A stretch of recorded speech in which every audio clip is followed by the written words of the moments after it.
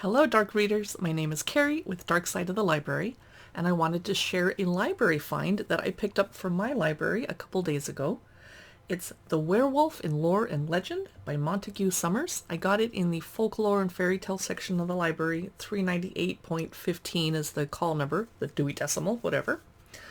I have not read through this yet. I'm looking forward to checking it out tonight, but I thought I would check it out with you first in case you are interested. I'm going to read part of the back. Written by a venerable author of occult studies, The Werewolf in Lore and Legend is the first definitive work on werewolfery, sorry, there's a piece of tape here, and the remarkable successor to Montague Summers' popular work, The Vampire.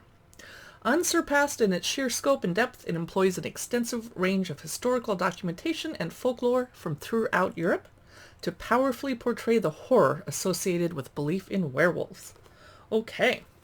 Ooh, the author writes in a Gothic style. So check out the front. Someone is eating the intestines out of a victim. Yay!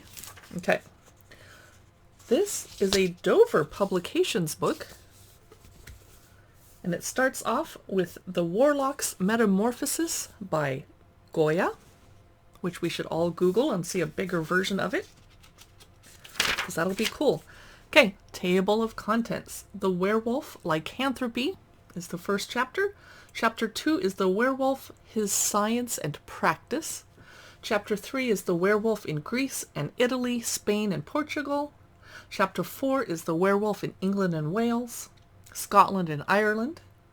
And then Chapter 5, The Werewolf in France. Chapter 6, The Werewolf in the North in Russia and in Germany. And then following up with a note on the werewolf in literature.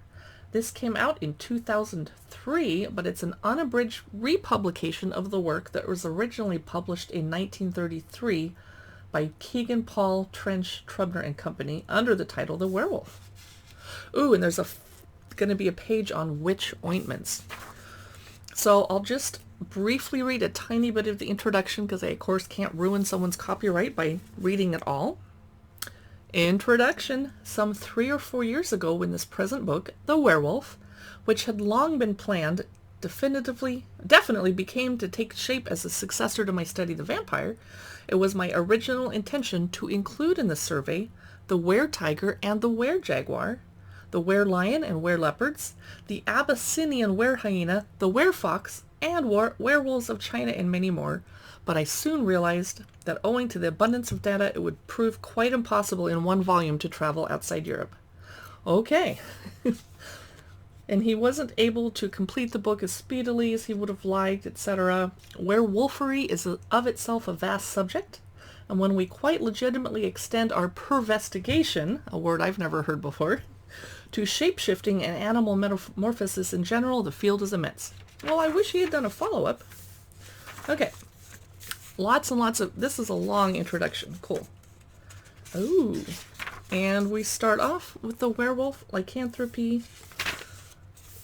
The werewolves are certain sorcerers who, having anointed their bodies with an ointment which they make by the instinct of the duel, and putting on a certain enchanted girdle, do not only the view of others see them as wolves, but to their own thinking have both the shape and nature of wolves. This is early English. I'm having trouble reading it.